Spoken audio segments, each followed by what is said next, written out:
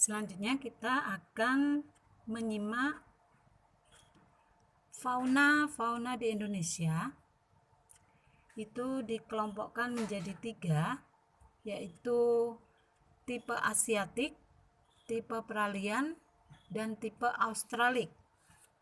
Kita akan perhatikan dulu peta persebarannya seperti ini.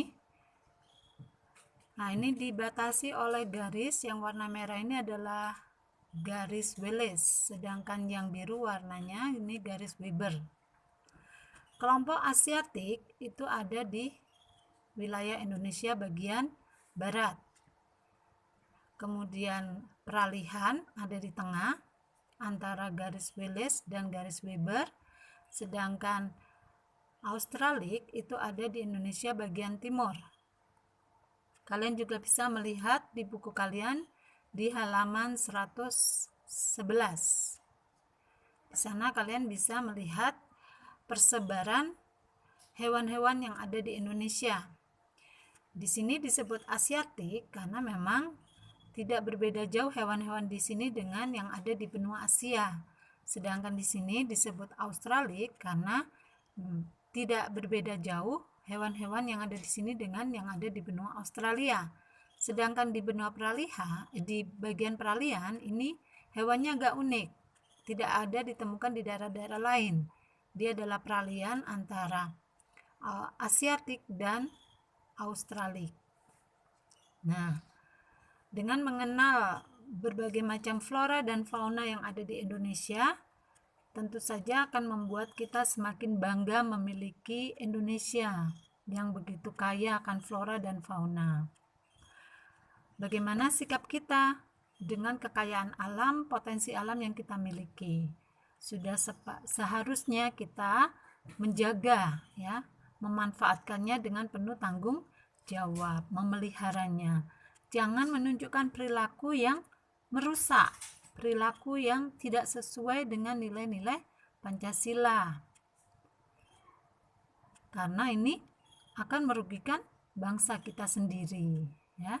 Kita akan lihat perilaku-perilaku yang tidak sesuai dengan nilai-nilai Pancasila berkaitan dengan potensi alam yang kita miliki di Indonesia. Yang pertama, membuang sampah sembarangan. Nah, ini akan merusak ketampakan alam, ya. Sungai, danau, laut itu akan tercemar. Kemudian menebang pohon, membakar hutan secara liar. Ini juga tidak boleh karena akan menyebabkan kerusakan hutan. Ekosistem di hutan rusak, cadangan air hilang, dan terjadilah tanah longsor, banjir, dan sebagainya. Yang ketiga, mengeksploitasi barang tambang secara liar dan tidak bertanggung jawab. Kita tahu barang tambang adalah sumber daya alam yang tidak dapat diperbarui. Jika sudah rusak, ya sudah, maka akan merusak alam juga. Ini harus dipertimbangkan jika kita mau eksploitasi. Selanjutnya, melakukan perburuan hewan liar. Nah, ini tidak boleh. Biarkan hewan-hewan itu tumbuh, berkembang biak di wilayah kita, ya. Itu menambah keragaman fauna yang ada di Indonesia. Apalagi yang terakhir ini, menjual belikan hewan-hewan langka. Nah, ini nggak boleh, ya. Perilaku inilah yang tidak sesuai dengan nilai-nilai luhur Pancasila. Ada banyak sikap perilaku yang bisa kita tunjukkan untuk terus bisa melestarikan potensi alam kita, yaitu dengan cara kita bisa membuat gambar, ya, menggambar binatang, menggambar alam. Nah, contohnya kita menggambar cover buku yang bertema potensi alam Indonesia. Nah, ini adalah salah satu contoh melestarikan, memperkenalkan potensi alam. Nah, seperti ini menggambar danau, ya. Sedangkan ini adalah kekayaan laut kita. Dipakai sebagai cover. Ini bisa juga dipakai untuk mempromosikan potensi alam bangsa kita. Melihat cover buku, kemarin kalian sudah belajar menggambar cover buku, ya. Sederhana tapi bagus-bagus. Nah, cover buku itu Ada dua macam desain cover. Yang pertama, cover buku dengan latar berwarna putih dan tulisan sederhana. Contohnya seperti ini. Kemudian yang kedua, yaitu jenis cover dengan desain penuh warna dan gambar. Nah, seperti ini.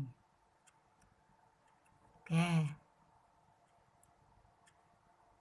Semoga kalian lebih paham dan lebih lagi mencintai Indonesia dengan mempelajari potensi alam Indonesia, baik yang alam maupun yang buatan. Dan terlebih, terapkan perilaku yang sesuai dengan nilai-nilai luhur Pancasila.